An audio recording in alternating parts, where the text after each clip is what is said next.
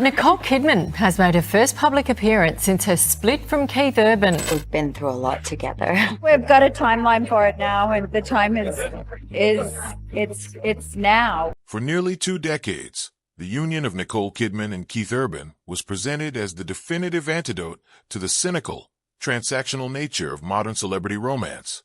It was a bicontinental fairy tale, the ethereal, Oscar-winning actress, scarred by a high-profile previous marriage, and the charismatic, guitar-slinging country star, wrestling with his own well-documented demons.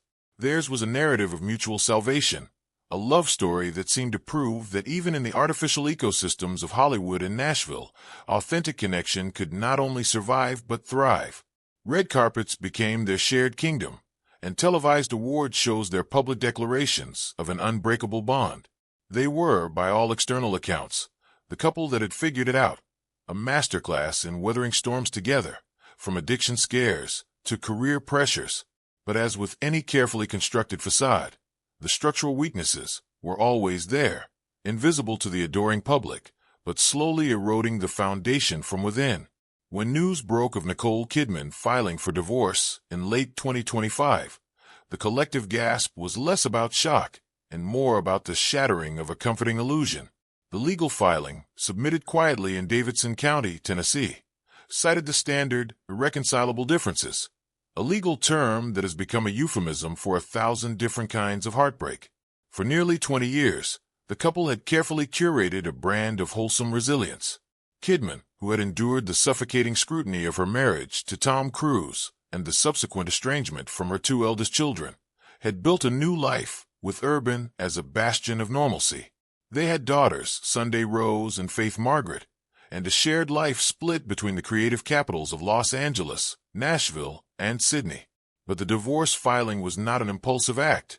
Insiders suggest it was the culmination of years of quiet negotiation, private ultimatums, and a slow, painful realization that the roles they had been playing for the public, the patient savior and the grateful, redeemed troubadour, had become unsustainable prisons.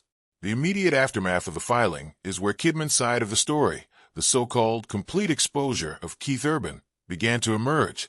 Unlike the explosive, tabloid-driven splits that define modern celebrity culture, Kidman's strategy was characteristically controlled and devastatingly effective.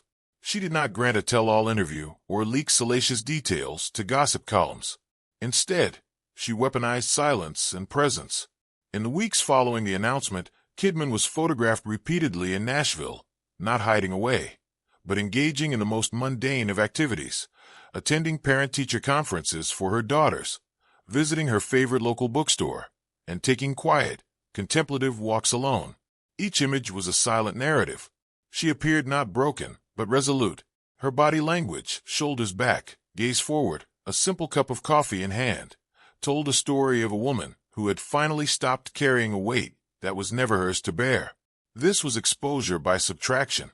By simply existing in her own space, unaccompanied and unburdened, she exposed the fundamental imbalance that had defined her marriage. She had been the anchor, the stabilizer, the public relations shield. Without her, the narrative suggested, Keith Urban was just a man standing alone on a stage. The most damning evidence in Kidman's quiet campaign came not from her, but from Urban's own actions. In a series of performances immediately following the separation, Urban took to the stage with a raw, unfiltered emotional volatility that seemed designed to confirm every private suspicion Kidman's camp had ever harbored. His first major concert after the news broke was a masterclass in public unraveling. He took the stage without his wedding ring, a small, gleaming absence that every camera in the venue captured. More significantly, he gutted his set list. He completely removed The Fighter, the duet he had written with Kidman as a manifesto of their love, replacing it with a series of songs about betrayal, loneliness, and the perils of fame. He altered lyrics in real time, changing a line in an old breakup anthem to explicitly reference unreasonable expectations, a phrase that fans and critics immediately interpreted as a coded attack on Kidman's alleged need for control. This was the exposure. Kidman had spent 2 decades protecting Keith Urban from himself, guarding his sobriety, managing his image, and forgiving his public stumbles. In return, the moment she stepped away to protect her own peace, He responded not with grace or a request for privacy, but with a public, passive-aggressive performance of victimhood. His onstage tears, which the media initially framed as a sign of a broken heart, were reinterpreted by those watching more closely as the tantrum of a man who had lost his emotional caretaker. A source close to Kidman's circle, speaking on condition of anonymity, framed it succinctly. Nicole didn't have to say a word. Keith exposed himself.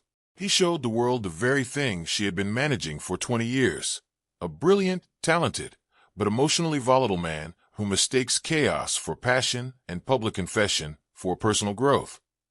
The core of the exposure lies in the financial and custodial details of the divorce, which were leaked to reputable trade publications shortly after the filing. Kidman's legal team made a point of emphasizing that she was seeking primary physical custody of their 2 daughters, a move that was widely supported by family law experts who cited Urban's relentless touring schedule and history of substance abuse relapses. More telling was the waiver of spousal support from both parties. Kidman, whose net worth significantly eclipses Urban's due to her decades of film work and producing credits, was not asking for a penny. This single legal detail dismantled the popular narrative of the gold-digging actress or the financially trapped spouse. It painted a picture of a woman who was walking away from a marriage not for financial gain, but for emotional survival. She was willing to leave millions on the table just to be free of the dynamic. Furthermore, reports emerged that Kidman had, for years, kept her finances largely separate from Urban's, a decision that was initially portrayed as a pragmatic measure by 2 wealthy individuals. In the context of the divorce, this separation took on a more profound meaning. It suggested a lack of ultimate trust, a quiet recognition that the marriage might not be built to last. Kidman had been burned once before, losing not just a husband but significant financial and custodial ground in her divorce from Cruz. She was not going to make the same mistake twice. This financial independence was her ultimate ace, allowing her to file for divorce without the messy, public negotiation over assets that defines so many celebrity splits. She could simply walk away, clean and quiet, leaving Urban to confront the reality that his primary asset, his image as the redeemed husband, had been devalued. In the weeks that followed, the term emotional labor began to appear in think pieces and social media analyses of the split. Kidman's exposure of Keith Urban became a case study in how high-achieving women are often expected to submerge their own needs, to manage the fragile egos and turbulent mental health of their male partners. Kidman had done it masterfully for years. She stood by him when he entered rehab, just 4 months after their wedding. She praised him in every acceptance speech. She curated their family image to present him as a devoted father and husband. But the exposure revealed that this curation was a full-time job, and she had simply resigned. The public was finally seeing the raw footage instead of the final edit. A man who, when left to his own devices, seemed to default to chaos, and a woman who realized that her greatest artistic performance had not been in a film, but in her own marriage. Urban's subsequent behavior only deepened the exposure. He began showing up at industry events with a new, edgier look, ditching the wholesome flannel for leather jackets and darker accessories. He was photographed leaving late-night studio sessions with younger musicians, and his social media, once a carefully managed feed of family and guitar pedals, became a stream of cryptic lyrics and moody, black-and-white selfies. This was not the behavior of a man humbly reflecting on the end of a long marriage. It was the behavior of a man rebranding himself as a lone wolf, a misunderstood artist finally unshackled from the constraints of a controlling wife. But the public, having absorbed Kidman's silent testimony, was not buying it. Comments on his posts were flooded with references to Kidman, with fans writing, "We see you, Keith," and "Nicole carried you for 20 years. Kidman, meanwhile, began to glow.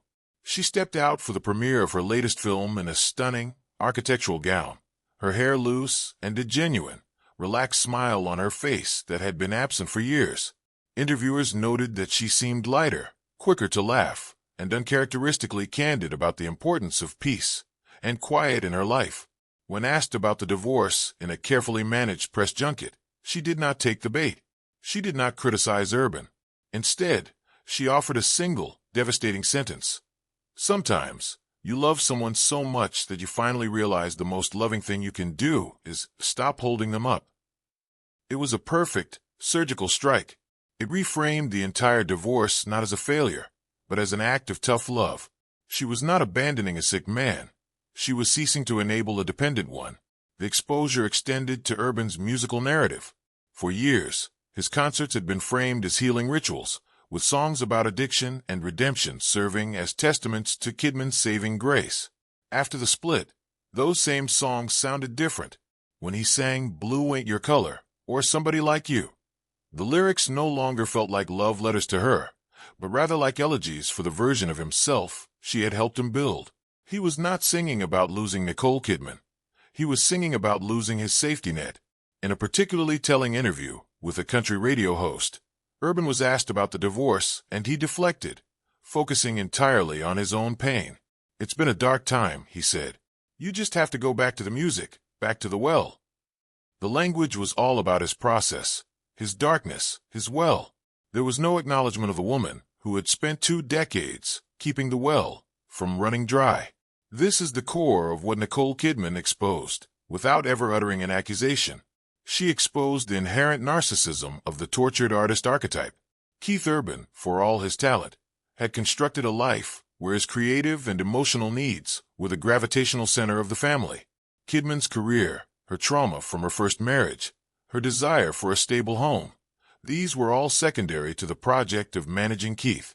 She was the stage manager, the lighting designer, and the lead actress in the production of his redemption.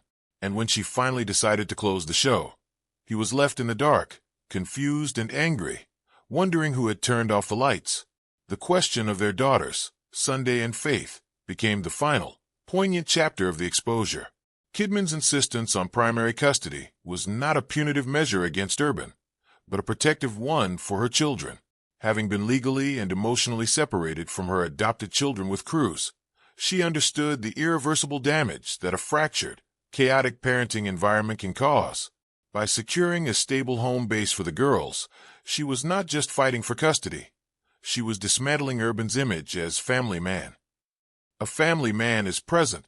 A family man builds a schedule around school runs, not tour dates.